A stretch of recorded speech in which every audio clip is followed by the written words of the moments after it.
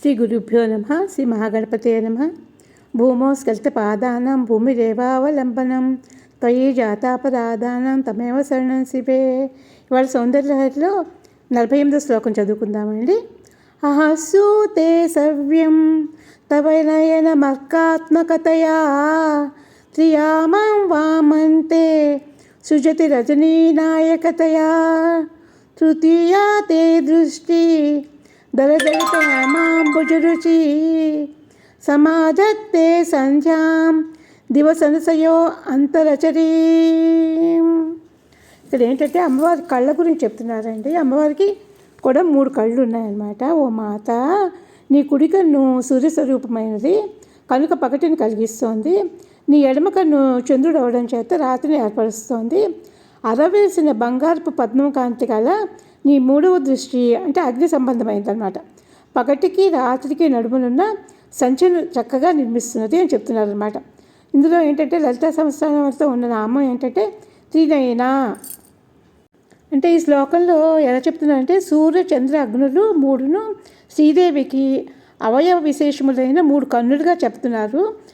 అవి ఏంటంటే 3 కూడా పొగలు రాత్రి 2 సంధ్యావేళలు అను 3 కాల విశేషాలను విభజించి చూపుతున్నారు అనమాట. ఆ కాలము యొక్క పరిణామములే పక్షములు, మాసములు, ఋతువులు, సంవత్సరములు, యుగములు, కల్పములు ఒకటి చేత శ్రీదేవి అంటే అమ్మ అన్నమాట కాలోత్పత్తికి హేతు అవుతున్నది. అందుచేత కాలముతో కూడి ఉత్పత్తి లయాస్థితి దేవికి అన్వయించినదని, ఆమెకు కాలవచ్ఛేదం లేదని చెప్తున్నారన్నమాట. ఇది ఉత్తమ కావ్య లక్షణము.